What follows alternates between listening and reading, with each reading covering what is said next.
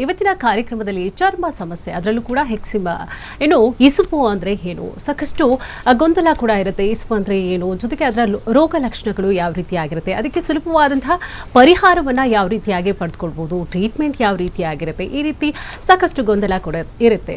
So ಈ ಎಲ್ಲ ವಿಚಾರಕ್ಕೆ ಸಂಬಂಧಪಟ್ಟ ಹಾಗೆ ಸಾಕಷ್ಟು ಮಾಹಿತಿಯನ್ನು ಕೂಡ ತಿಳಿಸ್ತಾ ಹೋಗ್ತಾರೆ. ಇನ್ನು ಪ್ರೊವೈಟಲ್ ಹೋಮಿಯೋಪತಿ ಹೆಲ್ತ್ ಕೇರ್ನಲ್ಲಿ ಡಾಕ್ಟರ್ ಆಗಿರುವಂತಹ ಡಾಕ್ಟರ್ ಪುಟ್ಟ ನರಸಿಂಹಯ್ಯ ಅವರು ಮೊದಲನೇದಾಗಿ ಅವ್ರನ್ನ ಕಾರ್ಯಕ್ರಮಕ್ಕೆ ವೆಲ್ಕಮ್ ಮಾಡೋಣ. ಡಾಕ್ಟರ್, ಕಾರ್ಯಕ್ರಮಕ್ಕೆ ಸ್ವಾಗತ. ನಮಸ್ಕಾರ.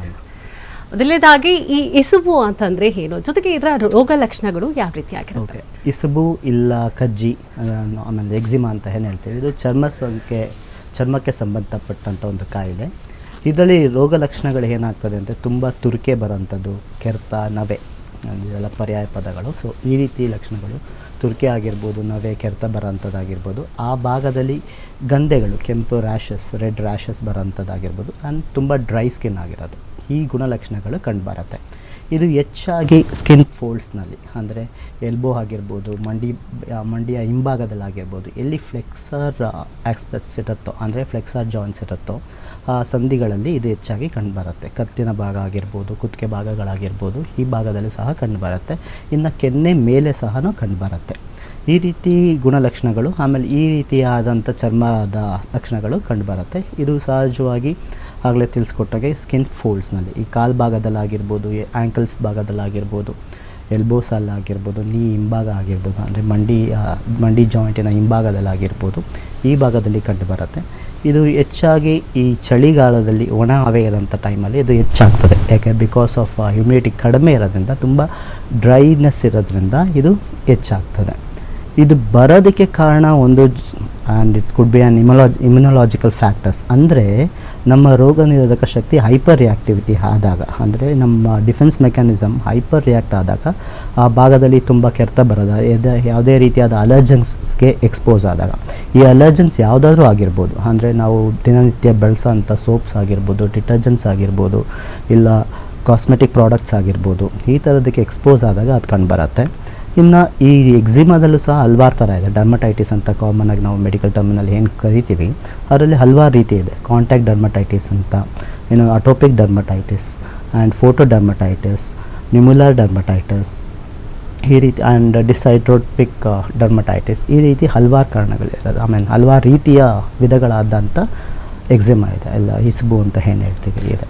ಜೊತೆಗೆ ಈಗ ಮಕ್ಕಳಲ್ಲಿ ಒಂದು ರೀತಿಯಾಗಿ ರೋಗ ಲಕ್ಷಣಗಳು, ಇದ್ರ ಸಮಸ್ಯೆಯ ಲಕ್ಷಣಗಳು ಕಾಣಿಸ್ಕೊಳ್ಳುವಂಥದ್ದು, ದೊಡ್ಡವರಲ್ಲಿ ಬೇರೆ ರೀತಿಯಾದಂತಹ ಚರ್ಮದ ಸಮಸ್ಯೆಗಳು, ಆ ರೀತಿಯಾಗಿ ಲಕ್ಷಣಗಳಲ್ಲಿ ಏನಾದರೂ ಬೇರೆ ಬೇರೆ ರೀತಿಯಾಗಿ ಇರುತ್ತೆ, ಅಥವಾ ಎಲ್ರಿಗೂ ಕೂಡ ಒಂದೇ ರೀತಿಯಾಗಿ ಕಾಣಿಸ್ಕೊಳ್ತಾ? ಹೇಗೆ ಗುಣಲಕ್ಷಣಗಳು ಎಲ್ಲರ ರೀತಿ ಒಂದೇ ಥರ ಇರುತ್ತೆ, ಬಟ್ ಇದು ಎಲ್ಲಿ ಕಾಣಿಸ್ಕೊಳ್ಳುತ್ತೆ, ಆಮೇಲೆ ಮಕ್ಕಳಲ್ಲಿ ಕಂಡು ಬಂದಾಗ ಅದನ್ನ ಅಟೋಪಿಕ್ ಡರ್ಮಟೈಟಿಸ್ ಅಂತ ಹೇಳ್ತೀವಿ. ಅಟೋಪಿಕ್ ಡರ್ಮಟೈಟಿಸ್ ಅಂದರೆ ಅದು ಅನುವಂಶಿಯಾಗಿ ಒಂದು ಬಂದಿರುತ್ತೆ. ಇದಕ್ಕೆ ನಿಖರವಾಗಿ ಕಾರಣ ಇರೋದಿಲ್ಲ. ಮಗು ಬೆಳವಣಿಗೆ ಆಗೋಂಥ ವಯಸ್ಸುಗಳಲ್ಲಿ ಕಂಡುಬರುತ್ತೆ. 5 ವರ್ಷದಿಂದ ಕೆಳಪಟ್ಟಂಥ ಮಕ್ಕಳಲ್ಲಿ ಹೆಚ್ಚಾಗಿ ಕಂಡುಬರುತ್ತೆ.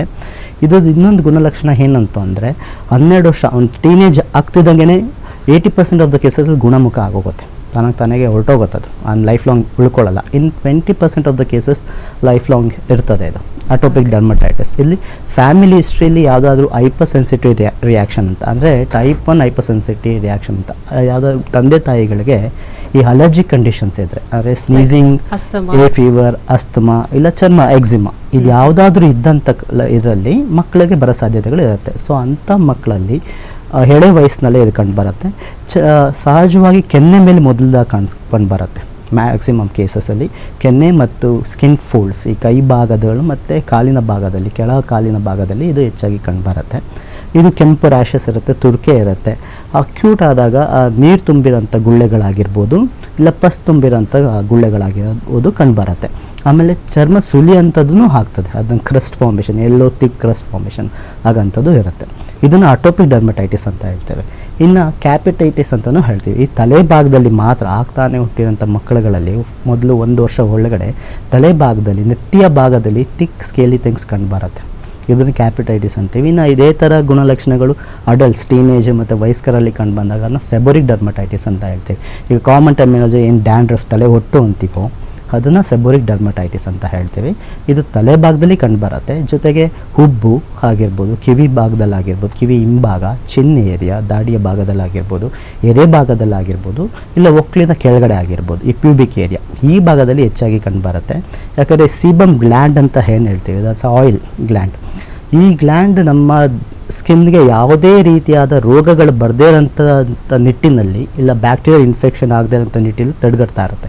ಸ್ಕಿನ್ ಯಾವಾಗ ಡ್ರೈ ಆಗ್ತದೆ, ಈ ಗ್ಲ್ಯಾಂಡಿಗೆ ತೊಂದರೆ ಆಗಿ ಸಾಕಷ್ಟು ಪ್ರಮಾಣದಲ್ಲಿ ಆಯಿಲ್ ಪ್ರೊಡ್ಯೂಸ್ ಮಾಡದೇ ಇದ್ದಾಗ ಈ ರೀತಿಯಾದ ಇನ್ಫೆಕ್ಷನ್ ಆಗೋಂಥದ್ದಾಗಿರ್ಬೋದು, ಇವನ್ನ ಕಾಮನ್ ಮೆಟೀರಿಯಲ್ಸ್ಗೆ ಅಲರ್ಜಿಕ್ ರಿಯಾಕ್ಷನ್ ಆಗೋಂಥದ್ದಾಗಿ ಈ ಎಕ್ಸಿಮಾ ಬರುತ್ತೆ. ಸೊ ಸೆಬೋರಿಕ್ ಡರ್ಮಟೈಟಿಸ್ ಬೇಸಿಕಲಿ ಈ ಆಯಿಲಿ ಸ್ಕಿನ್ ಜಾಸ್ತಿ ಇರೋರಲ್ಲಿ ಹೆಚ್ಚಾಗಿ ಕಂಡುಬರುತ್ತೆ. ಬಿಕಾಸ್ ಆಫ್ ಅದು ಬ್ಲಾಕೇಜ್ ಆಗಿರ್ಬೋದು, ಇಲ್ಲ ಸುತ್ತಮುತ್ತ ಇರೋಂಥ ನಾರ್ಮಲ್ ಬ್ಯಾಕ್ಟೀರಿಯಾ ಜಾಸ್ತಿ ಆಗಿರೋಂಥದ್ದಾಗಿರ್ಬೋದು, ಇಲ್ಲ ಫಂಗಸ್ ಅಂತ ಹೇಳ್ತೀವಿ, ಇಲ್ಲ ಈಸ್ಟ್ ಅಂತ ಹೇಳ್ತೀವಿ. ಈಸ್ಟ್ ಇನ್ಫೆಕ್ಷನ್ ಆದಂಥ ಜಾಗದಲ್ಲಿ, ಈಸ್ಟ್ ಇನ್ಫೆಕ್ಷನ್ ಜಾಸ್ತಿ ಆದಂಥ ಪಕ್ಷದಲ್ಲಿ ಈ ಸೆಬೋರಿಕ್ ಡರ್ಮಟೈಟಿಸ್ ಕಂಡುಬರುತ್ತೆ. ಜೊತೆಗೆ ಇದು ಒಬ್ಬರಿಂದ ಒಬ್ಬರಿಗೆ ಸ್ಪ್ರೆಡ್ ಆಗುತ್ತಾ ಡಾಕ್ಟರ್? ಯಾಕೆಂದರೆ ಈಗ ಅವ್ರ ಬಟ್ಟೆಗಳು ಹಾಕೊಂಡಿರ್ತಾರೆ, ಅದೇ ಬಟ್ಟೆಗಳನ್ನ ಇನ್ನೊಬ್ರು ಹಾಕೊಂಡ್ರೆ ಅಥವಾ ಅವ್ರನ್ನ ಮುಟ್ಟಿರೋದು ಇನ್ನೇನೋ ಒಂದು ಕಾರಣವಾಗಿ ಸ್ಪ್ರೆಡ್ ಆಗುತ್ತಾ ಏನಾದ್ರು? ಸಹಜವಾಗಿ ಎಕ್ಸಿಮಾ ಒಬ್ಬರಿಂದ ಒಬ್ಬರಿಗೆ ಸ್ಪ್ರೆಡ್ ಆಗಲ್ಲ. It's non contiguous. ಒಬ್ಬರಿಂದ ಒಬ್ಬರಿಗೆ ಖಂಡಿತವಾಗ್ಲೂ ಸ್ಪ್ರೆಡ್ ಆಗಲ್ಲ. ಬಟ್ ಈ ಸೆಬೋರಿಕ್ ಡರ್ಮಟೈಟಿಸ್ ಏನಾಗ್ತದೆ, ಆ ಫಂಗಸ್ ಜನ ಇತ್ತು ಅಂದಾಗ, ಈಸ್ಟ್ ಜನ ಇದ್ದಾಗ ಅದು ಟ್ರಾನ್ಸ್ಮಿಟ್ ಆಗೋ ಸಾಧ್ಯತೆಗಳಿರುತ್ತೆ. ಅದೊಂದು ಬಿಟ್ಟರೆ ಮಿಕ್ಕಿದ ಯಾವುದೇ ರೀತಿಯಾದ ಎಕ್ಸಿಮಾ ಒಬ್ಬರಿಂದ ಒಬ್ರಿಗೆ ಹರಡೋದಿಲ್ಲ. ಆದರೆ ಅದು ಆ್ಯಕ್ಟಿವ್ ಇದ್ದಾಗ ಅದು ಸೋರಿಕೆ ಇರೋಂಥದ್ದಾಗಿರ್ತದೆ. ಆಮೇಲೆ ಪಸ್ ಆಗಿರ್ಬೋದು, ಇಲ್ಲ ನೀರು ಸೀಬಮ್ ಇಲ್ಲ ಸೀರಮ್ ಸೋರಿಕೆ ಆಗೋಂಥದ್ದಾಗಿರ್ಬೋದು. ಇದು ಆಗಿದ್ದಾಗ ಆ ವ್ಯಕ್ತಿ ಆ ಭಾಗದಲ್ಲಿ ತುರಿಕೆ ಕೆರ್ಕೊಂಡು ಅದನ್ನು ಬೇರೆ ಭಾಗದಲ್ಲಿ ಮುಟ್ಟಿಸಿದ್ರೆ ಅಲ್ಲಿ ಬರೋಂಥ ಸಾಧ್ಯತೆಗಳಿರುತ್ತೆ. ಆ ಆ್ಯಕ್ಟಿವ್ ಇರೋಂಥದ್ದು ಇನ್ನೊಬ್ಬರಿಗೆ ಆ ಲಿಕ್ವಿಡ್ ಕಾಂಟ್ಯಾಕ್ಟ್ ಬಂದರೆ ಅವ್ರಿಗೂ ಅಲರ್ಜಿಕ್ ರಿಯಾಕ್ಷನ್ ಆಗಿ ಬರೋಂಥ ಸಾಧ್ಯತೆಗಳು ಇರುತ್ತೆ ಅಷ್ಟೇ. ಅದು ಬಿಟ್ಟರೆ ಒಬ್ಬರಿಂದ ಒಬ್ಬರಿಗೆ ಸಹಜವಾಗಿ ಇದು ಹರಡಲ್ಲ. ಬಟ್ ಆ್ಯಕ್ಟಿವ್ ಇರೋಂಥ ಲೀಷನ್ಸಲ್ಲಿ ಈಗ ಡ್ರೈ ಆಗಿದ್ದಾಗ ಅದೇನು ಆ ರೀತಿ ಹರಡಲ್ಲ. ಬಟ್ ಆ್ಯಕ್ಟಿವ್ ಇದ್ದಾಗ ಅಂದಾಗ ಈ ಸಬ್ಅಕ್ಯೂಟ್ ಕಂಡೀಷನ್ಸ್ ಅಂತ ಹೇಳ್ತೀವಿ. ಈ ಟೈಮಲ್ಲಿ ಏನಾಗುತ್ತೆ, ಅದು ಪಸ್ ಡಿಸ್ಚಾರ್ಜ್ ಇದ್ದಾಗ, ಲಿಕ್ವಿಡ್ ಡಿಸ್ಚಾರ್ಜ್ ಇದ್ದಾಗ ಆ ವ್ಯಕ್ತಿ ಅಲ್ಲಿ ತೋರಿಸಿ ಮತ್ತೆ ಇನ್ನೊಂದು ಭಾಗದಲ್ಲಿ ತೋರಿಸಿದ್ರೆ ಅಲ್ಲಿ ಬರೋ ಸಾಧ್ಯತೆಗಳು ಇರುತ್ತೆ.